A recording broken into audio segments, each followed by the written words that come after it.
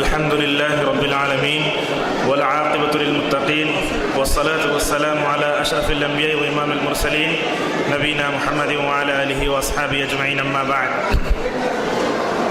نماز مغرب کے بعد کی یہ دوسری نشست اب شروع ہونے جا رہی ہے. تمام لوگ جو چائے نوشی سے فارغ ہو چکے ہیں یہ حال میں جمع ہو جائیں تاکہ نظم و نسق کے ساتھ ہماری اس دوسری نشست کا آغاز ہو سکے. اس دوسری نشست کے آغاز کے شروع میں میں آپ کے سامنے یہ بیان کرنا مناسب سمجھوں گا کہ ہمارا یہ جو پروگرام ہے مغرب سے لے کر تقریباً عشاء تک یا 8:30-9 بجے تک ہمارے پاس 3 مقررین ہیں. سب سے پہلے میری باری ہے، پھر اس کے بعد فضیلت الشیخ حافظ عبدالعظیم عمری مدنی حفظہ اللہ تشریف لائیں گے. پھر اس کے بعد شیخ اعجاز ندوی اپنا صدارتی خطبہ آپ تمام کے سامنے پیش کریں گے. انشاءاللہ اسی حال میں نماز عشاء کا بھی اہتمام ہوگا. پھر نماز عشاء کے بعد کھانے سے انشاءاللہ فارغ ہوں گے. تو امید ہے کہ آپ اس نشست میں ذہنی سکون کے ساتھ تمام علماء کے بیانات کو سماعت فرمائیں گے. نماز عشاء کے بعد عشائیہ سے فارغ ہو کر اپنے اپنے گھر کو چلے جائیں گے انشاءاللہ. جو لوگ باہر کھڑے ہوئے ہیں ان سے گزارش کی جاتی ہے کہ وہ اندر تشریف لے آئیں.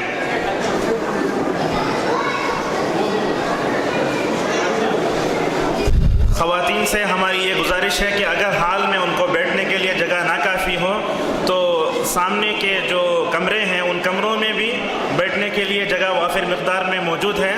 والنٹر خواتین سے ہماری گزارش ہے کہ وہ آئی ہوئی مہمان خواتین کا استقبال کریں اور ان کو سکون کے ساتھ بیٹھنے کے لیے جگہ دیں.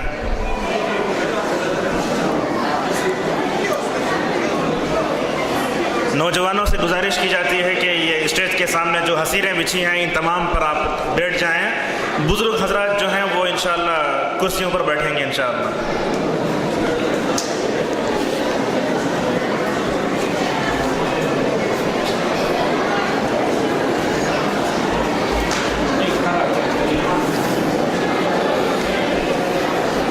الحمد لله رب العالمين والعاقبة للمتقين والصلاة والسلام على أشرف الأنبياء المرسلين نبينا محمد وعلى آله وأصحابه أجمعين.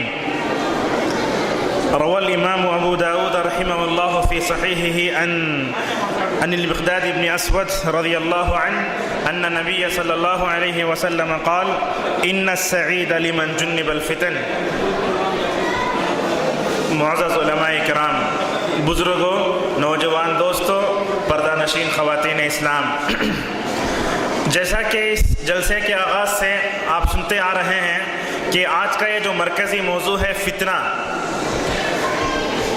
جلسے کے آغاز سے آپ نے پہلے مقرر سے یہ سنا کہ معاشرے میں فتنے پیدا ہوتے کیوں ہیں. فاضل مقرر نے یہ بتایا کہ معاشرے میں فتنے پیدا ہوتے ہیں تو اس کا بنیادی سبب جہالت ہے. چاہے وہ جہالت عقیدے کی ہو یا کسی بھی ہو، بہرحال جہالت ایسی چیز ہے جب تک آپ فتنے کے بارے میں نہیں جانیں گے تو اپنے آپ کو فتنے سے بچا نہیں سکتے. پہلی بات. دوسری بات، دوسرے فاضل مقرر حفظہ اللہ نے آپ کے سامنے بتایا کہ حدیث کے انکار کا فتنہ بھی سب سے بڑا فتنہ ہے. کئی لوگ جو ہے اس میں ملوث ہو چکے ہیں. تاریخ تناظر سے مغرب سے پہلے آپ کے سامنے یہ بتایا گیا کہ رسول اللہ صلی اللہ علیہ وسلم کی صحیح احادیث کو رد کرنے کا یہ جو میلان امت میں پیدا ہوا ہے یہ کب سے پیدا ہوا ہے اور آج کون کون لوگ اس میں مبتلا ہیں. اب میرا موضوع ہے، بہت اہم ہے یہ موضوع، کہ زمانے میں جب ہمارے سامنے فتنے آ جاتے ہیں تو ہم اپنے آپ کو فتنوں سے کیسے بچا سکتے ہیں. معزز سامعین اور خواتین اسلام، مذہب اسلام ایک ایسا مذہب ہے جہاں وہ یہ بتاتا ہے کہ بیماری ایسی ہے تو وہ بیماری کا علاج بھی بتاتا ہے. چنانچہ قتادہ رضی اللہ عنہ کہتے ہیں، آسمان کی طرف اشارہ کرتے ہوئے رسول اللہ صلی اللہ علیہ وسلم نے ہم کو ہر چیز بتائی، حتیٰ کہ ہوا میں اڑنے والے پرندوں تک کے بارے میں رسول اکرم صلی اللہ علیہ وسلم نے ہم کو بتایا. ہمارا یہی عقیدہ ہے کہ نبی کریم صلی اللہ علیہ وسلم نے ہر بلائی امت تک پہنچائی اور نبی کریم صلی اللہ علیہ وسلم نے ہر برائی سے امت کو بچنے کا حکم دیا. اب آئیے دیکھتے ہیں وہ کون سے عوامل ہیں، وہ کون سے ضوابط ہیں، وہ کون سے اسباب ہیں جن کو اپنا کر جو ہے امت جو ہے اپنے آپ کو فتنوں سے مکمل طور پر بچا سکتی ہے۔ گفتگو کے آغاز میں نے جو حدیث پڑھی، امام ابو داؤد اپنی سنن میں مقداد ابن اسود رضی اللہ عنہ سے روایت کرتے ہیں کہ رسول اللہ صلی اللہ علیہ وسلم نے فرمایا، خوش بخت وہ ہے جو فتنوں سے بچا لیا گیا ہو۔ بہت بڑی خوشخبری رسول اللہ صلی اللہ علیہ وسلم نے اس حدیث میں بتائی ہے۔ آپ نے کہا ان السعید لمن جنب الفتن، آپ نے کہا بڑا خوش قسمت ہے وہ انسان، بڑا خوش بخت ہے وہ انسان جسے اللہ تعالیٰ فتنوں سے بچا لے۔ معزز سامعین اکرام، رسول اکرم صلی اللہ علیہ وسلم کی اسی حدیث پر عمل کرتے ہوئے آج ہم سب یہاں جمع ہوئے ہیں۔ میں تو یہ کہتا ہوں کہ اس مجلس میں آنے والا ہر شخص، چاہے وہ مرد ہو، بزرگ ہو، بوڑھا ہو یا بچہ ہو، یقیناً وہ بڑا خوش قسمت ہے۔ کیوں؟ اس لیے کہ وہ اپنے آپ کو فتنوں سے بچانے کے لیے اس مجلس میں حاضر ہوا ہے۔ اللہ تعالیٰ سے ہماری دعا ہے کہ اللہ تعالیٰ جس مقصد کے لیے اس جلسے کو منعقد کیا گیا ہے، اللہ تعالیٰ دارالارقم کے ذمہ داروں کو اس جلسے میں کامیابی عطا فرمائے، اور اس جلسے میں جتنے باتیں ہم سنیں گے اس پر عمل کرتے ہوئے اللہ تعالیٰ ہم تمام کو فتنے سے بچنے کی بھی توفیق عطا فرمائے۔ معزز سامعین اکرام، آئیے میں سب سے پہلے میں آپ کے سامنے یہ بیان کروں گا کہ اگر ہم دنیا میں اپنے آپ کو فتنوں سے بچانا چاہتے ہیں تو سب سے پہلی بنیادی بات یہ ہے کہ ہم اللہ تعالیٰ کے جو ہے نظام قدرت کو سمجھیں۔ اللہ تعالیٰ نے اس کائنات کو جو ہے بنانے کے لیے کچھ قوانین بنائے ہیں۔ اللہ تعالیٰ نے اس دنیا کو جب پیدا کیا تو اس کا مقصد بیان کرتے ہوئے کہا الذی خلق الموت والحیات لیبلوکم، اللہ تعالیٰ نے کہا ہم نے دنیا میں موت کو پیدا کیا، زندگی کو پیدا کیا تاکہ ہم تم کو آزمائیں۔ اللہ تو سورہ عنکبوت کے شروع میں کہتا ہے کیا مومنین اس بات کا گمان کرتے ہیں کہ ایمان لانے کے بعد آزمائے نہیں جائیں گے، بلکہ قدم قدم پر فتنوں کا سامنا ہوگا، قدم قدم پر اللہ تعالیٰ کی یہ سنت رہے گی، بغیر آزمائے جو ہے ہم جنت میں جا نہیں سکتے۔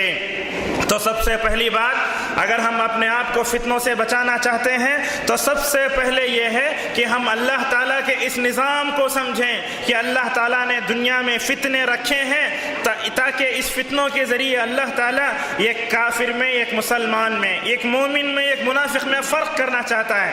تو اللہ تعالیٰ کے نظام کو سمجھیے کہ اللہ تعالیٰ جو ہے اس دنیا کو کیوں پیدا کیا، آزمائش کے طور پر پیدا کیا، اور اللہ تعالیٰ نے اسی سنت کی طرف اشارہ کرتے ہوئے سورہ انبیاء میں کہا وَنَبْلُوكُمْ بِالْخَيْرِ وَالشَّرِّ فِتْنَةً وَإِلَيْنَا تُرْجَعُونَ، اللہ تعالیٰ نے کہا کہ ہم تم کو کبھی خوشحالی کے ذریعے آزمائیں گے، کبھی ہم تم کو برائی کے ذریعے آزمائیں گے۔ معلوم ہے یہ دنیا جب سے بسی ہے، دنیا میں دونوں طرح کے لوگ ہم دیکھتے ہیں۔ دنیا میں کچھ قسم کے ایسے لوگ بھی ہیں جن کو اللہ نے خوشحالی دی، ہلاک ہو گئے۔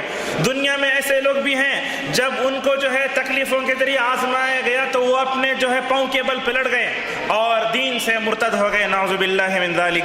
تو میں آپ کے سامنے یہ بتانا چاہتا ہوں اللہ تعالیٰ نے دنیا میں بھلائی بھی رکھی ہے، برائی بھی رکھی ہے، اللہ تعالیٰ آزمانا چاہتا ہے۔ دوسری جگہ کہا وَبَلَوْنَاهُمْ بِالْحَسَنَاتِ وَالسَّيِّئَاتِ لَعَلَّهُمْ يَذَّكَّرُونَ، اللہ تعالیٰ نے سورہ انبیاء میں کہا ہم کبھی ان کو آزماتے ہیں بھلائیوں کے ذریعے، برائی کے ذریعے۔ کیوں آزماتے ہیں؟ اللہ تعالیٰ نے جب سے یہ کائنات رکھی ہے اور قیامت کے واقع ہونے تک حق و باطل کی کشمکش، خیر و شر کی لڑائی جاری رہے گی۔ باطل دنیا میں قیامت تک رہے گا، حق بھی قیامت تک رہے گا، یہ دونوں کی کشمکش قیامت تک جاری رہے گی۔ تو اللہ تعالیٰ یہ فرماتا ہے کہ ہم نے ان کو آزمایا کبھی بھلائی کے ذریعے، ہم نے کبھی ان کو آزمایا برائی کے ذریعے تاکہ وہ نصیحت حاصل کر سکیں۔ یہ خیر و شر کی لڑائی، یہ حق و باطل کا معرکہ جب دنیا میں گرم ہوتا ہے، ایک بندہ مومن جب اس کو دیکھتا ہے تو اس کی نگاہوں میں عبرت ہونا چاہیے۔ یہی وہ فرق ہے جو بندے مومن کو جو ہے کافر سے ممتاز کرتا ہے۔ تو معزز سامعین، میں نے آپ کے سامنے یہ بتایا کہ اگر ہم اپنے آپ کو فتنوں سے بچانا چاہتے ہیں تو سب سے پہلے اللہ تعالیٰ کے قدرت کو سمجھ لیجئے، اللہ تعالیٰ کے نظام آزمائش کو سمجھیے کہ اللہ تعالیٰ جو ہے کائنات میں کیوں بھلائی رکھا ہے، کیوں برائی رکھا ہے۔ اگر بندہ یہ جان لیتا ہے تو وہ اپنے آپ کو فتنوں سے بچا سکتا ہے۔ دوسری بات، اگر ہم اپنے آپ کو فتنوں سے بچانا چاہتے ہیں تو دوسرا ضابطہ یہ ہے کہ ہم جانیں کہ فتنہ کیا ہوتا ہے۔ جب تک آپ فتنے کی تعریف، فتنے کی قسمیں، فتنے کی صورتیں، فتنے کی شکلیں جب تک نہیں جانتے، آپ جو ہے اپنے آپ کو مکمل طور پر فتنوں سے کبھی بچا نہیں سکتے۔ حذیفہ رضی اللہ عنہ کا قول اس سے پہلے فاضل مقرر کے آپ کے سامنے پیش کیا۔ حضرت حذیفہ رضی اللہ عنہ کہتے ہیں کہ رسول اللہ صلی اللہ علیہ وسلم سے لوگ بھلائی کے بارے میں پوچھتے تھے، لیکن میں نبی کریم صلی اللہ علیہ وسلم سے برائی کے بارے میں پوچھتا تھا تاکہ میں اپنے آپ کو بچا سکوں۔ عربی میں کہا جاتا ہے وَبِضِدِّهَا تَتَبَيَّنُ الْأَشْيَاءُ، کسی بھی چیز کی ضد کو دیکھ کر جو ہے انسان جو ہے یہ پہچانا جاتا ہے۔ خواتین میں شور بہت کر رہی ہیں۔ خواتین اسلام سے گزارش کی جاتی ہے کہ وہ آوازیں کم کریں اور اپنے بچوں کو کنٹرول میں رکھیں۔ تو جب تک انسان فتنے کو نہیں جانتا، فتنہ کیا ہوتا ہے، فتنہ کیسے کیسے صورتوں میں ہمارے پاس آتا ہے، جب تک آپ یہ نہیں جانتے اپنے آپ کو فتنے سے کبھی بچا نہیں سکتے۔ مجسمی حضرت حذیفہ رضی اللہ عنہ کون تھے؟ رسول اللہ صلی اللہ علیہ وسلم کے وہ صحابی جن کو رسول اللہ صلی اللہ علیہ وسلم نے اپنے رازوں کا امین بنایا تھا، ان کو صاحب السر کہا جاتا ہے۔ رسول اللہ صلی اللہ علیہ وسلم نے حضرت حذیفہ کو کئی راز بتائے۔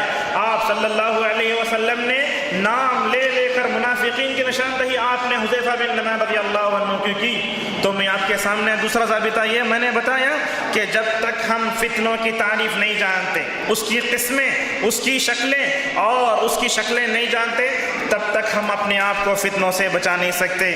تیسری بات، اگر ہم اپنے آپ کو فتنوں سے بچانا چاہتے ہیں تو ہمارے لیے تیسرا ضابطہ یہ ہے کہ ہم قرآن کو مضبوطی سے تھام کر رہیں۔ مجسمین، رسول اکرم صلی اللہ علیہ وسلم خطبۃ الحاجہ کے موقع پر جو آیتیں پڑھتے تھے، ان آیتوں میں دیکھیے اللہ تعالیٰ فرماتا ہے یا ایھا الذین آمنوا اتقوا اللہ حق تقاتہ ولا تموتن الا وانتم مسلمون واعتصموا بحبل اللہ جمیعا۔ اللہ تعالیٰ کہتا ہے اے مومنو، تم اللہ تعالیٰ کی رسی کو مضبوطی سے پکڑ لو۔ یہ رسی کون سی ہے؟ یہ رسی قرآن۔ حضرت عبداللہ بن مسعود رضی اللہ عنہ نے فرمایا یہ قرآن رسی ہے جس کا ایک سرا اللہ کے ہاتھ میں ہے تو دوسرا سرا انسانیت کے ہاتھ میں ہے۔ اگر آپ اللہ تعالیٰ تک پہنچنا چاہتے ہیں، اپنا تعلق اللہ تعالیٰ سے مضبوط کرنا چاہتے ہیں، ہر فتنوں سے اپنے آپ کو بچا کر اپنے عقیدے کی حفاظت کرنا چاہتے ہیں، تو اللہ تعالیٰ کی اس رسی کو مضبوطی سے پکڑ لیجئے۔ کہا وَاعْتَصِمُوا بِحَبْلِ اللَّهِ جَمِيعًا، تمام لوگ مل کر اللہ کی رسی کو مضبوطی سے تھام لو۔ پھر قرآن نے فوراً کہا وَلَا تَفَرَّقُوا، پارٹیوں میں، تنظیموں میں، تحریکوں میں مت بٹ جاؤ۔ قرآن تو یہ کہتا ہے کہ ساری انسانیت ایک ہے، انما المؤمنون اخوہ۔ تو جب امت قرآن سے اپنا حقیقی رشتہ جوڑ لے گی، قرآنی تعلیمات کے مطابق زندگی گزارے گی، دنیا اور آخرت میں اپنے آپ کو فتنوں سے بچائے گی۔ مجسمین اکرام، رسول اللہ صلی اللہ علیہ وسلم نے خطبہ حجۃ الوداع میں لاکھوں صحابہ کے درمیان میں یہ فرمایا میں تم میں دو چیزیں چھوڑ کر جا رہا ہوں، ایک تو اللہ کی کتاب، دوسرے رسول اکرم صلی اللہ علیہ وسلم کی سنت۔ مجسمین، اسلامی بھائی اور بہنوں، جس دور میں ہم زندگی گزار رہے ہیں، آپ سنتے ہوں گے ہر ایک جماعت کا یہ دعویٰ ہے کہ ہم حق پر ہیں، ہر ایک یہ کہتا ہے کہ قرآن ہمارے پاس ہے، حدیث ہمارے پاس ہے، لیکن ایک بات یاد رکھیے، جب تک امت صحابہ کے منہج کو نہیں اپناتی، دنیا اور آخرت میں کبھی کامیاب ہو نہیں سکتی۔ قرآن کی آیتوں کو اپنی عقل سے سمجھنے کی کوشش مت کیجیے، رسول اللہ صلی اللہ علیہ وسلم کے احادیث کو اپنی عقل کے بل بوتے پر سمجھنے کی کوشش مت کیجیے، بلکہ صحابہ اکرام کی یہ جماعت جس کے بارے میں رسول اللہ صلی اللہ علیہ وسلم نے کہا علیکم بسنتی، کہا لوگو میرے مرنے کے بعد میرے سنت کو لازم پکڑ لینا، پھر کہا وسنت الخلفاء الراشدین المہدیین، پھر کہا میرے بعد خلفاء راشدین کی سنت کو لازم پکڑو۔ یہاں بہت اہم نکتہ ہے، عرباض بن ساریہ رضی اللہ کی اس حدیث میں رسول اللہ صلی اللہ علیہ وسلم نے یہ بتایا صحابہ اکرام کے دو وصف ہیں، صحابہ اکرام کے منہج پر جب امت چلے گی اپنے آپ کو ہر طرح کے فتنوں سے بچا سکتی ہے۔ رسول اللہ صلی اللہ علیہ وسلم نے صحابہ کے ساتھ دو صفتوں کا ذکر فرمایا۔ آپ نے کہا یہ وہ صحابہ ہیں جو رشد و ہدایت کے ستارے ہیں۔ آپ بتائیے کون سے صحابی ایسے ہیں نعوذ باللہ جو اپنے زندگی میں گمراہ ہو گئے؟ نہیں، بلکہ صحابہ کی اس جماعت نے دنیا کو رشد و ہدایت سے بھر دیا تھا۔ ایک بات تو یہ، دوسرا لفظ رسول اللہ صلی اللہ علیہ وسلم نے یہ بتایا، صحابہ کی یہ جماعت ہدایت یافتہ جماعت۔ اگر تم دنیا میں رشد و ہدایت چاہتے ہو، اگر تم دنیا میں ہدایت یافتہ بننا چاہتے ہو، ہر طرح کا سکون حاصل کرنا چاہتے ہو، تو صحابہ اکرام کی جماعت کو لازم پکڑ لو۔ تو رسول اکرم صلی اللہ علیہ وسلم کی سنت اور قرآن کو جب جو ہے امت لازم پکڑ لے گی، اپنے آپ کے فتنے سے مکمل طور پر بچا سکتی ہے۔ متسامین، اگر ہم اپنے آپ کو فتنوں سے بچانا چاہتے ہیں تو ہمارے پاس تیسرا ضابطہ، تیسرا اصول یہ ہے کہ رسول اللہ صلی اللہ علیہ وسلم کی احادیث کو ہم اپنے زندگی میں مد نظر رکھیں۔ معلوم ہے شریعت کا پہلا مصدر قرآن، شریعت کا دوسرا مصدر حدیث ہے۔ جب تک امت حدیث کو نہیں تھامے گی وہ دنیا اور آخرت میں کبھی کامیاب ہو نہیں سکتی۔ ابھی مغرب سے پہلے فاضل مقرر نے آپ کے سامنے یہ بتایا کہ آج امت کا رویہ حدیث کے پیش نظر کیا ہوتا چلا جا رہا ہے۔ لوگ کیا کرتے ہیں؟ اپنی عقل کے بل بوتے پر احادیث کو تولتے ہیں۔ رسول اکرم صلی اللہ علیہ وسلم نے یہ فرمایا کہ اگر کسی برتن میں مکھی گر جائے تو تم اس کو ڈبو کر اٹھاؤ، اس لیے کہ اس کے ایک پر میں بیماری ہوتی ہے تو دوسری میں شفا ہے۔ آج کا ترقی یافتہ نوجوان پوچھتا ہے کہ ایک مکھی اگر کسی پانی میں گر جائے تو تمہارے رسول اللہ صلی اللہ علیہ وسلم اس کو ڈبونے کا حکم کیسے دے سکتے ہیں؟ یہ تو نبی کریم صلی اللہ علیہ وسلم پر ایمان لانے والا ایک مسلمان ایسی باتیں نہیں کر سکتا، بلکہ تنہائی میں بیٹھ کر بھی ایسی باتیں کرنے والا بندے مومن کیسے ہو سکتا ہے؟ تو نبی کریم صلی اللہ علیہ وسلم کی احادیث کا مطالعہ کیجئے۔ حدیث تو لاکھوں کی شکل میں ہمارے درمیان میں موجود ہے، یہ ایک بحر ذخار ہے، لیکن میں آپ کے سامنے کیا بتانا چاہوں گا، خصوصاً محدثین کی وہ حدیثیں جس کا تعلق رسول اللہ صلی اللہ علیہ وسلم نے فتنوں سے جوڑ کر بتایا، بہت اہم ہے۔ احادیث میں فتنوں کا ذکر جہاں جہاں آیا ہے ان احادیث کو آپ پڑھیں۔ بخاری میں فتنے کے باب کے نام سے جو ہے کتاب الفتن ذکر کیا گیا ہے، اسی طریقے سے مسلم میں، ابو داؤد، ترمذی میں، حدیث کی تقریباً تمام کتابوں میں فتنوں سے متعلق رسول اللہ صلی اللہ علیہ وسلم کی صحیح حدیثیں ملیں گی۔ متسامین، محدثین کا ہمارے اوپر بڑا احسان ہے کہ ان محدثین نے فتنوں سے متعلق رسول اللہ صلی اللہ علیہ وسلم کی ساری حدیثوں کو جمع کر کے امت کے حوالے کر دیا۔ اگر اللہ تعالیٰ کی نصرت کے بعد یہ حدیثیں نہ ہوتی تو امت کبھی اپنے آپ کو فتنوں سے بچا نہیں سکتی تھی۔ اور ایک بات محدثین نے یہاں بڑے نقطے کی بات اور ایک کی ہے، وہ کیا معلوم ہے؟ مثال کے طور پر امام بخاری رحمہ اللہ نے فتنوں کے باب کو قیامت کی نشانیوں سے جوڑا، بہت اہم ہے۔ کہتے ہیں کتاب الفتن و اشراط الساعہ، یعنی فتنوں کی کتاب اور اس کے ساتھ قیامت کی علامتوں سے اس کو جوڑا۔ کیا مطلب تھا؟ محدثین اس باب کو بیان کر کے یہ بتانا چاہتے ہیں کہ رسول اللہ صلی اللہ علیہ وسلم کے انتقال سے ہی فتنوں کا آغاز ہو چکا، لیکن خصوصاً قیامت کے قریب زمانے میں فتنے پیدا ہوں گے۔ سچ فرمایا صادق مصدوق صلی اللہ علیہ وسلم نے، قیامت کی جتنی چھوٹی علامتیں آج سے 1435 سال پہلے اس جزیرۃ العرب میں بیٹھ کر نبی کریم صلی اللہ علیہ وسلم نے جو پیشن گوئی کر دی، ہم مکمل طور پر اپنی آنکھوں کے سامنے اس کو دیکھ رہے ہیں۔ بس آج دنیا کو بڑی نشانیوں کا انتظار ہے۔ جتنی چھوٹی نشانیاں رسول اللہ صلی اللہ علیہ وسلم نے بتائی تقریباً واقع ہو چکی ہیں۔ تو احادیث میں ان ابواب کا، کتابوں کا مطالعہ کیجئے جس میں رسول اکرم صلی اللہ علیہ وسلم نے فتنوں کا ذکر کیا ہے۔ آپ نے ایک حدیث میں فرمایا انہا ستکون فتن کقطع اللیل المظلم، آپ نے کہا قیامت کے قریب میں کیسے رات تاریک ہو، آسمان سے کوئی چیز گرے تو اس کا علم کس کو ہوتا ہے؟ مجسمی، رات میں جب ہم سوئے ہوئے ہوں، آسمان درختوں سے پتے گرے تو اس کا احساس ہمیں نہیں ہوتا، لیکن عرش پر بیٹھنے والے خدا کو اس کا احساس ہوتا ہے۔ اس طریقے سے آپ صلی اللہ علیہ وسلم نے فرمایا رات میں تاریک میں ٹکڑے آسمان سے کیسے گریں گے، فتنوں کی بارش ہوگی۔ یہی ہو رہا ہے۔ اللہ کے رسول صلی اللہ علیہ وسلم نے جو پیشن گوئی فرمائی ہم دیکھتے ہیں۔ رات میں جب ہم سوتے ہیں امت صبح کرتی ہے تو ایک نئے فتنے کا آغاز ہوتا ہے. وہ فتنہ جو گزشتہ رات نہیں تھا وہ فتنہ صبح میں ہم دیکھتے ہیں. سچ فرمایا رسول اللہ صلی اللہ علیہ وسلم نے, رات کے تاریک ٹکڑوں میں فتنے گریں گے. کیسے ہوگا فتنہ؟ انسان کے عقیدے, بندے مومن کے عقیدے کا امتحان, بندے مومن کے ایمان کا امتحان کیسے ہوگا؟ آپ نے کہا یصبح الرجل فیہا مؤمنا, آپ نے کہا کہ صبح بندہ مومن ہوگا, شام کو کافر ہو جائے گا. مدرسہ میں ان حقیقت یہی ہوتی ہے. ہم نماز فجر کی پابندی کرتے ہیں, ظہر کی پابندی کرتے ہیں, عصر کی پابندی کرتے ہیں, جان بوجھ کر مغرب کی نمازیں چھوڑنے والا کیسے کافر نہیں ہوگا؟ یقیناً ہوگا.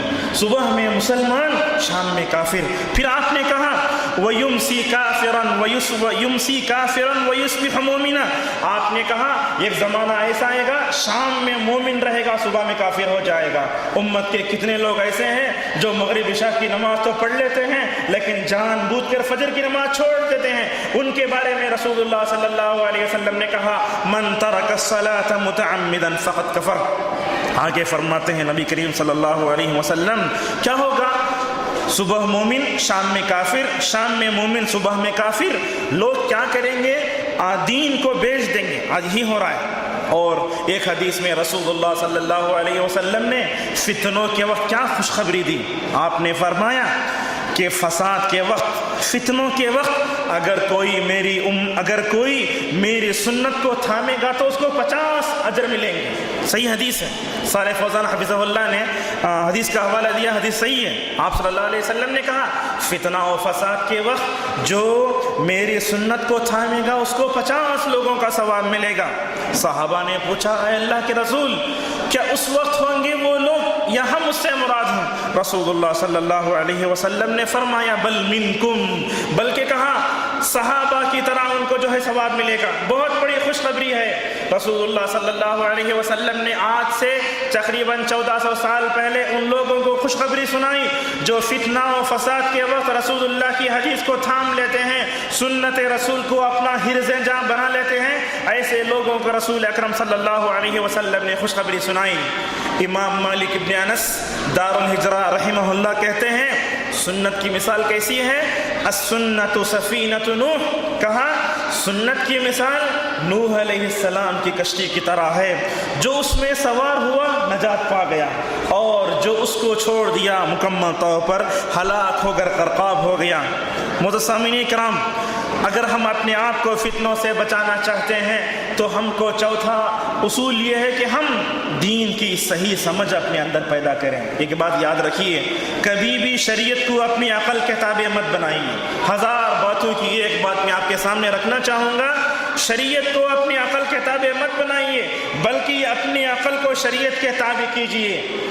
شریعت کیا کہتی ہے, اللہ کیا فرماتے ہیں, رسول اللہ صلی اللہ علیہ وسلم کیا فرماتے ہیں.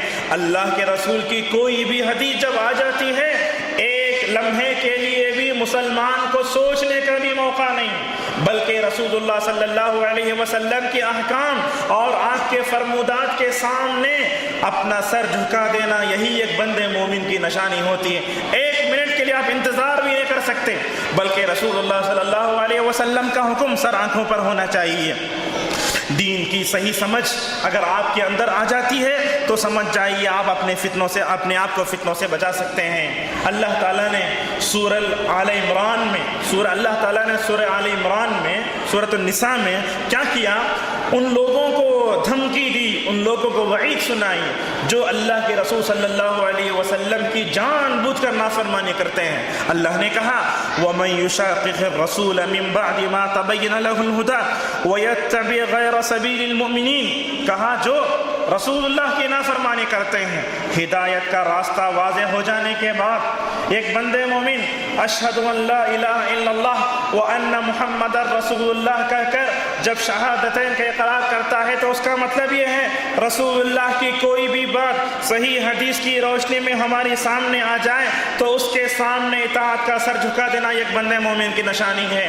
لیکن ہدایت کا راستہ واضح ہو جانے کے بعد ایک بندے مومن کھلم کھلا رسول اللہ صلی اللہ علیہ وسلم کی نافرمانی کرتا ہے تو کیا ہوگا؟ کہا وَيَتَّبِعْ غَيْرَ سَبِيلِ الْمُؤْمِنِينَ, آپ نے رسول اللہ کی نافرمانی کی, ہدایت کا راستہ واضح ہو گیا. آپ سے دوسری غلطی کیا ہو رہی ہے؟ مومنین کے راستے کو چھوڑ کر دوسروں کے راستے کی اتباع کر رہے ہیں۔ علامہ ابن کثیر رحمہ اللہ کہتے ہیں یہاں مومنوں کے راستے سے مراد صحابہ کا منہج، یہاں مومنین کے راستے سے مراد صحابہ کا راستہ۔ جب تک امت صحابہ کو نہیں اپناتی، صحابہ کے اتباع نہیں کرتی اور صحابہ کے راستے اور منہج کو نہیں اپناتی، تب تک وہ جو ہے اتحاد نہیں پا سکتی۔ معزز سامعین، آج ہم دیکھتے ہیں کتنی تحریکیں، کتنی تنظیمیں اتحاد و اتفاق کا نعرہ لگاتی ہیں۔ ہم ان سے پوچھنا چاہیں گے آپ کے پاس اتحاد کی وہ کون سی بنیاد ہے؟ آپ نے حدیث رسول صلی اللہ علیہ وسلم کو ٹھکرا دیا، پھر آپ اتحاد کی بات کرتے ہیں، کیسے ہو سکتا ہے؟ یا تو امت توحید کی وجہ سے ایک ہو سکتی ہے، ایک رسول کی بات کو مان کر جو ہے ساری امت ایک پلیٹ فارم پر آ سکتی ہے۔ جب امت میں توحید ہی نہ ہو، جب امت میں جو ہے رسول اللہ صلی اللہ علیہ وسلم کا اتباع ہی موجود نہ ہو، یہ دونوں بنیاد امت اگر ان دونوں کو اٹھا دے تو امت جو ہے اتحاد ایک وحدت میں کیسے پروئی جا سکتی ہے؟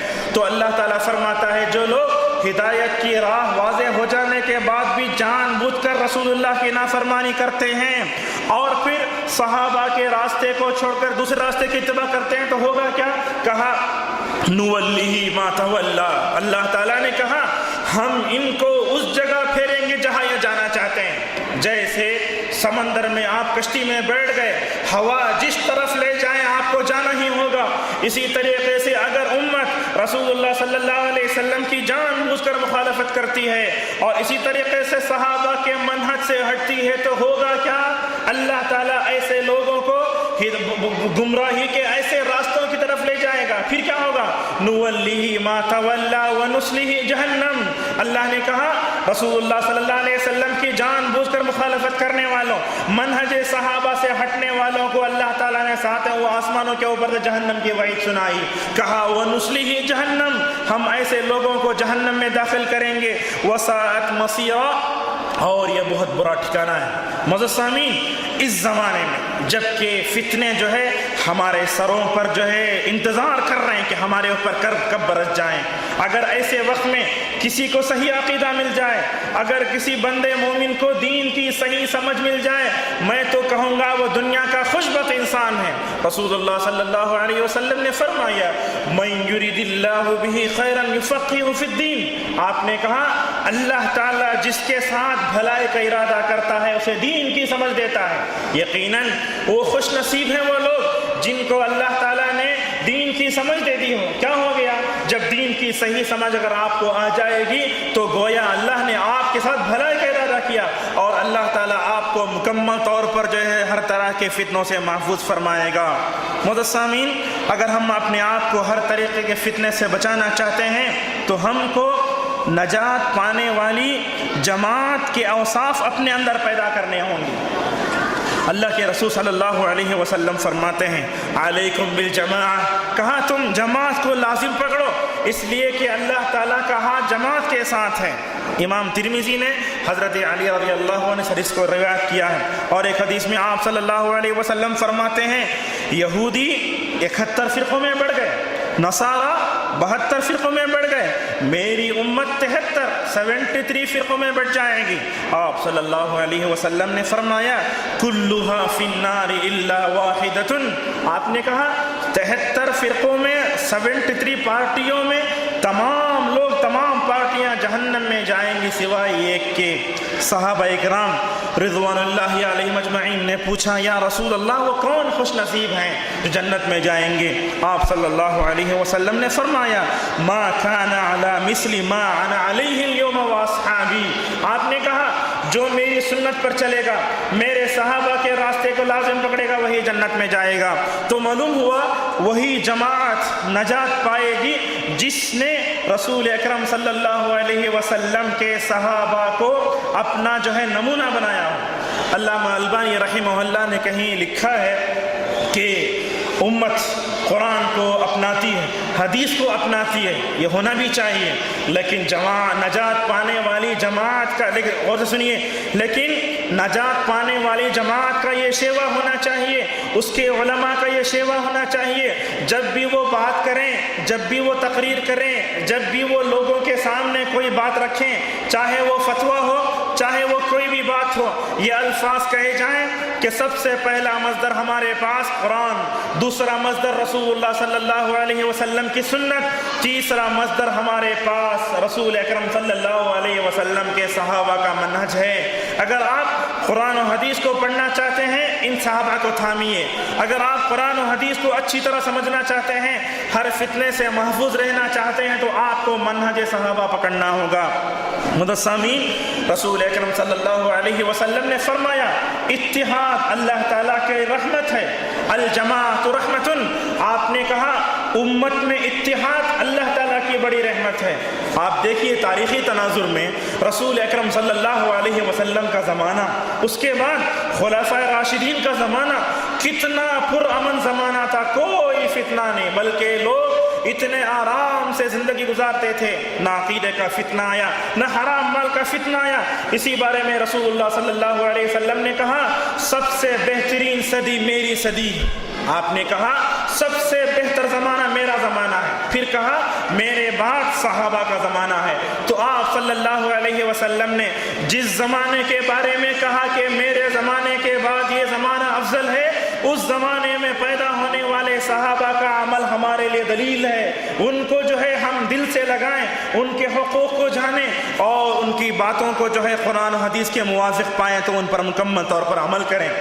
تو میں کیا بتانا چاہتا ہوں، رسول اللہ کے زمانے میں اتحاد تھا، صحابہ کے زمانے میں اتحاد تھا۔ کیا سبب تھا؟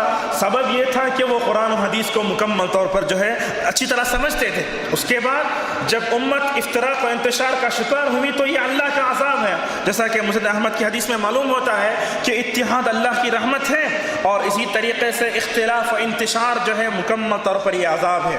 معززین، کچھ لمحات پہلے میں نے آپ کے سامنے یہ بتایا کہ یہودی 71 فرقوں میں بٹ جائیں گے، نصارہ 72 فرقوں میں بٹ جائیں گے، میری امت 73 فرقوں میں بٹ جائے گی۔ یہ جو افتراق و انتشار، یہ اختلاف جو پیدا ہوا، علماء اس کے بارے میں کہتے ہیں اس میں اختلاف فقہی مسائل کا اختلاف نہیں، بلکہ انہوں نے سب سے پہلے عقیدے کا اختلاف کیا۔ یہودیوں نے کہا عزیر اللہ کا بیٹا ہے، ان عیسائیوں نے کہا کہ عیسیٰ علیہ السلام اللہ تعالیٰ کے بیٹے ہیں۔ نعوذ باللہ، موجودہ وقت میں بھی امت کیا ہو رہی ہے؟ فقہی مسائل سے بالاتر، فقہی مسائل سے بالاتر امت کیا ہو رہی ہے؟ توحید میں افتراق و انتشار پیدا ہو رہا ہے۔ کیا آپ نے کبھی یہ سنا کہ کسی صحابی نے کہا کہ اللہ تعالیٰ ہر جگہ موجود ہے؟ یہ تو بات بہت بعد کے زمانے میں پیدا ہوئی ہے۔ امت فقہی مسائل سے صرف نظر یہ دیکھے کہ عقیدے کے اختلاف نے آج امت کو تباہ و تاراج کر کے رکھ دیا ہے۔ اور اسی طریقے سے اگر ہم اپنے آپ کو فتنوں سے بچانا چاہتے ہیں تو فرقہ بندیوں سے ہم کو دور رہنا ہوگا۔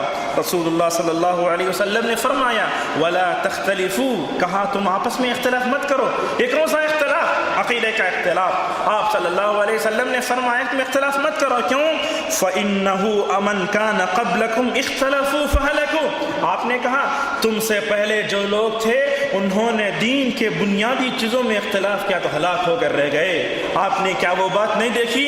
موسیٰ علیہ السلام جب اللہ تعالیٰ سے بات کرنے گئے تو بنی اسرائیل نے کہا اے موسیٰ تیرے رب پر ہم اس وقت تک ایمان نہیں لائیں گے جب تک ہم اپنے سامنے اللہ کو نہیں دیکھ لیتے۔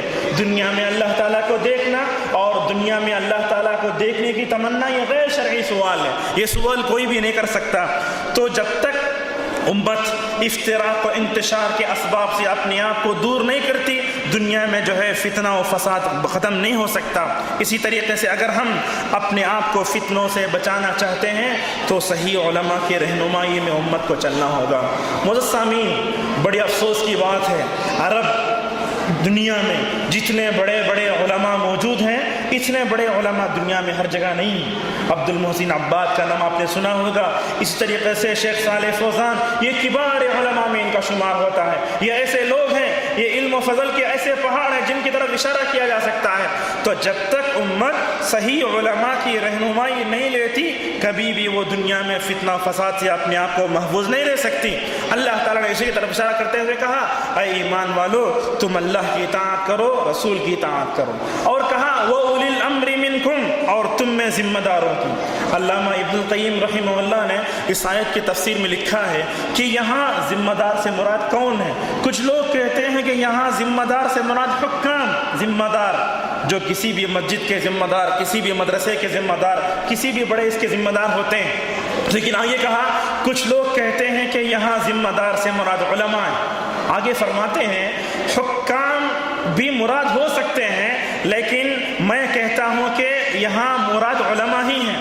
علامہ ابن تیمیہ رحمہ اللہ کا قول نقل کر کے آگے بڑھتے ہوئے فرماتے ہیں جب میں نے تاریخ اسلام کا مطالعہ کیا تو معلوم ہوا کہ رسول اللہ صلی اللہ علیہ وسلم کے زمانے کے بعد جو بڑے بڑے لوگ امت کے ذمہ دار بنے وہ ذمہ دار تو تھے لیکن وہ علماء تھے.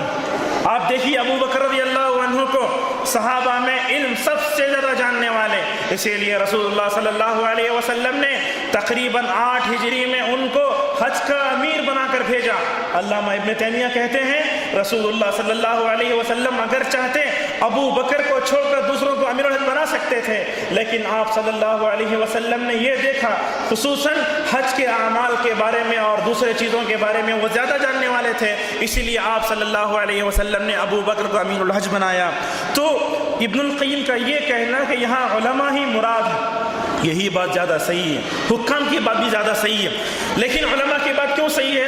اس لیے کہ جب دین ہم تک پہنچا ہے تو یہ صحابہ کرام کے بعد جو بھی لوگ ذمہ دار بنے تو اس میں اصل علماء ہی تھے، بعد میں جو حکام بن گئے. لیکن بعد میں ہوا کیا؟ ایسے جاہل حکام امت کے ذمہ دار بن گئے جنہوں نے دین سے اپنا رشتہ ناتا توڑ لیا. تو ہوا کیا معاشرے میں ان علماء اور حکام کی جنگ بڑھتی گئی. اور معلوم ہے علامہ ابن القیم رحمہ اللہ فرماتے ہیں یہاں علماء ہی مراد ہو سکتے ہیں. کیوں؟ اس لیے کہ حکام کو اگر کوئی بھی فیصلہ کرنا ہے تو علماء کا ہی ان کو حوالہ لینا پڑتا ہے. میں سعودی عرب کی مثال آپ کے سامنے رکھنا چاہوں گا. ہم یہ نہیں کہتے کہ سعودی عرب میں مکمل طور پر اسلام، لیکن میں یہ کہنا چاہوں گا موجودہ وقت میں اسلام کو ایک حد تک فالو کرنے والا ملک جو ہے سعودی عرب ہے. وہاں دیکھیے حکام میں علماء میں جو تعلق ہے وہ دنیا کے کسی اور جگہ نہیں ہے. اگر آپ جو ہے تاریخی تناظر میں دیکھنا چاہیں گے تو میں آپ کے سامنے کہنا چاہوں گا محمد ابن عبد الوہاب رحمہ اللہ جو آج سے کئی سو سال پہلے جو ہے امت وہاں پیدا ہوئے تھے عرب میں، انہوں نے کیا کیا؟ حکام کو اپنے ساتھ میں لیا. بعد میں چل کر محمد ابن عبد الوہاب رحمہ اللہ کی دعوتی سرگرمیوں کا اتنا اچھا اثر ہوا کہ جزیرۃ العرب سے جو ہے شرک کے تمام مظاہر مٹا دیے گئے. معزز سامعین، اگر ہم اپنے آپ کو جو ہے فتنوں سے بچانا چاہتے ہیں تو ہمیں اپنے اندر صبر و استقامت پیدا کرنی ہوگی. رسول اکرم صلی اللہ علیہ وسلم پر جو دوسری وحی نازل ہوئی اللہ تعالیٰ نے اسی میں استقامت کی تعلیم دے دی. آپ نے کہا اللہ تعالیٰ نے رسول اکرم صلی اللہ علیہ وسلم سے کہا وَلِرَبِّكَ فَاصْبِرْ، کبھی کہا وَمَا صَبْرُكَ إِلَّا بِاللَّهِ. سفیان ابن عبداللہ رضی اللہ عنہ رسول اللہ صلی اللہ علیہ وسلم کے پاس آتے ہیں اور پوچھتے ہیں اے اللہ کے رسول آپ مجھے ایسی نصیحت کیجئے کہ آپ کی نصیحت کے بعد دنیا میں کسی سے جو ہے میں نصیحت کا مطالبہ نہ کروں. رسول اللہ صلی اللہ علیہ وسلم نے فرمایا قُلْ آمَنْتُ بِاللَّهِ ثُمَّ اسْتَقِمْ. آپ نے کہا کہ اے سفیان تم کہو میں اللہ پر ایمان لایا اور اس پر جم گیا. تو صبر و استقامت جب تک جو ہے امت نہیں اپناتی اس وقت تک جو ہے وہ اپنے آپ کو فتنوں سے بچا نہیں سکتی.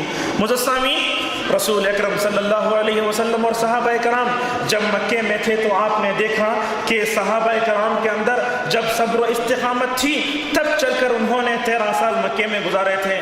آپ صلی اللہ علیہ وسلم کبھی کہتے آل یاسر سے اصبروا آل یاسر فإن موعدکم الجنہ، کبھی کہتے اے یاسر کے خاندان والو صبر کرو یقیناً تمہارا ٹھکانہ جنت ہے. اور اسی طریقے سے اگر ہم اپنے آپ کو فتنوں سے بچانا چاہتے ہیں تو ہم کو اپنے اندر عقیدے کی قوت، ایمانی قوت پیدا کرنی ہوگی. صحیح بخاری میں رسول اللہ صلی اللہ علیہ وسلم کی حدیث ہے، آپ نے کہا اے عمر جس راستے سے تم چلتے ہو شیطان اپنا راستہ بدل لیتا ہے. علماء لکھتے ہیں یہ اصل میں عقیدے کی قوت، یہ اصل میں ایمانی قوت تھی جو شیطان کو مجبور کر دیتی کہ جس راستے سے عمر چلے شیطان اپنا راستہ بدل لے. معزز سامعین، اللہ تعالیٰ نے اسی ایمانی قوت کا ذکر سورہ انفال میں بدر کے سیاق میں کیا وَأَعِدُّوا لَهُم مَّا اسْتَطَعْتُم مِّن قُوَّةٍ. اور اسی طریقے سے آپ دیکھیں گے صحابہ کرام نے رسول اللہ صلی اللہ علیہ وسلم کے ساتھ مختلف غزوات میں جو کامیابی حاصل کی، ان تمام کامیابیوں کا صرف ایک ہی نتیجہ تھا، وہ کیا تھا؟ ایمانی قوت۔ سلف میں سے کسی نے کہا ابو بکر رضی اللہ عنہ امت میں سب سے افضل ہیں، وہ زیادہ نماز پڑھنے اور زیادہ روزے رکھنے سے تم سے سبقت نہیں لے گئے، بلکہ اصل میں ابو بکر رضی اللہ عنہ امت میں سب سے افضل کیوں ہیں؟ اس لیے کہ ان کے دل میں ایمان پیوست ہو چکا ہے۔ مدثامین، آپ دیکھیں گے حضرت عمر، عمار ابن یاسر، خالد ابن ولید، خبیب، ان تمام کے واقعات بتاتے ہیں کہ ان لوگوں نے اپنے اندر جب ایمانی قوت پیدا کی تو فتنے جو ہے اپنے راستے بدل لیے۔ اس طریقے سے قرآن میں اللہ تعالیٰ نے اصحاب الاخدود کا قصہ ذکر کیا، اللہ تعالیٰ نے اصحاب کہف کا ذکر کیا اور کہا کہ یہ لوگ اپنے ایمانی قوت کے بل بوتے پر جو ہے اپنے آپ سے فتنوں سے مکمل طور پر بچاتے رہے۔ آخر تین چیزیں ہیں، اگر ہم اپنے آپ کو ہر طریقے سے محفوظ، فتنے سے محفوظ رکھنا چاہتے ہیں، منہج صحابہ کو ہمیں مد نظر رکھنا ہوگا۔ رسول اللہ صلی اللہ علیہ وسلم خالق حقیقی سے جا ملے، تین فتنوں نے امت کو ہلا کر رکھ دیا۔ کچھ لوگوں نے کہا ہم زکوٰۃ نہیں دیں گے، کچھ لوگوں نے کہا کہ ہم نبی ہیں، کچھ لوگ مرتد ہو گئے۔ اگر اللہ تعالیٰ کی نصرت کے بعد ابو بکر جیسا ایمانی غیرت والا شخص امت میں نہ ہوتا تو یہ تینوں فتنے جو ہے امت کو تباہ و تاراج کر دیتے، اور ابو بکر رضی اللہ عنہ نے 2.5 سالہ خلافت میں ان تینوں فتنوں کو مکمل طور پر دبا کے رکھ دیا۔ معززین، آپ دیکھیے حضرت عمر رضی اللہ عنہ بھی جو ہے حضرت عمر رضی اللہ عنہ بھی اپنے آپ کو فتنوں سے کیسے بچاتے ہیں۔ مسند احمد میں روایت ہے کہ حضرت عمر رضی اللہ عنہ کے دور میں کوئی بھی جنازہ لایا جاتا تو حضرت عمر نماز جنازہ نہیں پڑھاتے، پوچھتے یہ کس کا جنازہ ہے۔ اگر کسی منافق کا جنازہ ہوتا تو عمر حضرت حذیفہ بن یمان سے کہہ دیتے حذیفہ تم نماز پڑھا دو، اب میں اس کی نماز جنازہ نہیں پڑھاؤں گا۔ یہ ہے اپنے آپ کو فتنوں سے بچانے کا۔ اور اس طریقے سے آپ دیکھیے اگر عثمان رضی اللہ عنہ جو قرآن کے 7 لہجے رسول اللہ صلی اللہ عرب کے 7 لہجے رسول اللہ صلی اللہ علیہ وسلم پر اترے تھے، اگر وہ 7 لہجے باقی ہو جاتے تو پتہ نہیں آج امت کتنے فتنے کا شکار ہو جاتی۔ حضرت عثمان رضی اللہ عنہ نے 7 لہجوں میں سے 6 کو ختم کیا اور کہا اکتبوہ بلسان قریش، قریش کی زبان کو مکمل طور پر باقی رکھ دیا۔ خوارج کا فتنہ شروع ہوا، اور اگر آپ جو ہے فتنوں کا یہ پس منظر دیکھنا چاہتے ہیں، حضرت عمر رضی اللہ عنہ کی شہادت سے یہ واقعہ، یہ فتنہ شروع ہوتا ہے اور قیامت کی صبح تک یہ فتنہ یہ رہے گا۔ اور اسی طریقے سے آپ دیکھیں گے رسول اکرم صلی اللہ علیہ وسلم کی سیرت جب ایک مسلمان پڑھتا ہے تو اچھی طریقے سے اس کو پڑھے اور اس کو اپنا حفظ جاں بنائے، تب چل کر جو ہے ہم فتنوں سے اپنے آپ کو بچا سکتے ہیں۔ آپ نے دیکھا ہوگا وہ حضرت انس بن مالک رضی اللہ عنہ کی وہ روایت کہ ایک بدو رسول اللہ صلی اللہ علیہ وسلم کی مبارک مسجد میں پیشاب کر دیتا ہے، صحابہ مارنے اٹھتے ہیں، اگر اس کو مار دیتے بڑے نقصانات ہوتے، فتنہ بھی ہو سکتا تھا، لیکن آپ صلی اللہ علیہ وسلم نے بڑی مصلحت سے کام لیا۔ آپ صلی اللہ علیہ وسلم نے اس کو بلایا اور اتنے اچھے طریقے سے سمجھایا کہ وہ یہودی جو ہے وہ عربی مسلمان ہو گیا۔ تو اسی طریقے سے آپ دیکھیں گے ابو رافع کا قتل، کعب بن اشرف کا قتل، آپ صلی اللہ علیہ وسلم نے سیرت میں فتنوں کو کیسے دبایا، جب تک امت جو ہے اس کو اپنے سامنے نہیں رکھتی فتنے سے اپنے آپ کو بچا نہیں سکتی۔ اور وہ مشہور واقعہ جب حضرت عائشہ رضی اللہ عنہا واقعے افک میں ان پر الزام لگا دیا گیا کہ نعوذ باللہ انہوں نے صفوان سے زنا کر لیا تھا، اور معلوم ہے عائشہ رضی اللہ عنہا پر الزام لگانے والا، مدینے کی گلیوں میں اس خبر کو پھیلانے والا عبداللہ بن ابی، منافقین کا سردار، لیکن نبی کریم صلی اللہ علیہ وسلم نے اس کو سزا نہیں دی، بلکہ حالانکہ قرآن تو کہتا ہے کہ عائشہ رضی اللہ عنہا پر الزام لگانے میں سب سے بڑا رول عبداللہ بن ابی کا تھا۔ اگر نبی کریم صلی اللہ علیہ وسلم عبداللہ بن ابی کو سزا دیتے، منافقین کی پوری جگہ اٹھ کر کھڑے ہو جاتی اور اس فتنے کو دبانا مشکل ہوتا۔ رسول اللہ صلی اللہ علیہ وسلم نے منافقین کے اخروی عذاب کو دیکھ کر جو ہے دنیا میں اس کو سزا چھوڑ دیا۔ اور اسی طریقے سے سب سے آخری میں بات یہ ہے، اگر ہم اپنے آپ کو فتنوں سے بچانا چاہتے ہیں، ہمیں ان دعاؤں کا اہتمام کرنا ہوگا جس میں رسول اللہ صلی اللہ علیہ وسلم نے فتنوں سے پناہ مانگی ہے۔ کبھی آپ نے کہا 4 چیزوں سے پناہ مانگو، من عذاب جہنم ومن عذاب القبر ومن فتنة المحیا والممات۔ رسول اللہ صلی اللہ علیہ وسلم زندہ انسانوں کے فتنوں سے، مردے انسانوں کے فتنوں سے پناہ مانگتے تھے۔ خود نماز جنازہ کی دعا میں دیکھیے مردے کے فتنے سے جو ہے پناہ مانگنے کی رسول اللہ صلی اللہ علیہ وسلم دعا کرتے تھے، اللہم لا تحرمنا اجرہ ولا تفتنا بعدہ۔ اور اسی طریقے سے قبر کا فتنہ بھی بڑا فتنہ ہے۔ ایک یہودی عورت آ کر رسول اللہ صلی اللہ علیہ وسلم سے عرض کرتی ہے، اے اللہ کے رسول، ہم نے توریت میں پڑھا ہے کہ عذاب قبر ہوتا ہے۔ اس واقعے کے بعد عائشہ رضی اللہ عنہ کہتی ہیں، میں نے دیکھا اس واقعے کے بعد سے نبی کریم صلی اللہ علیہ وسلم ہمیشہ عذاب قبر کے فتنے سے پناہ مانگا کرتے تھے۔ مدثمین، دجال کا فتنہ بھی بڑا فتنہ ہے، ہر نماز میں ہم اس کے فتنے سے پناہ مانگتے ہیں۔ امام طاؤس رحمہ اللہ کے بارے میں علماء سلف نے لکھا ہے، جب ان کے بچے دجال کے فتنے سے پناہ نہیں مانگتے، دعا چھوڑ دیتے، تو نماز کی اعادے کا حکم دیتے۔ تو سلف صالحین کے نزدیک اتنی اہمیت تھی۔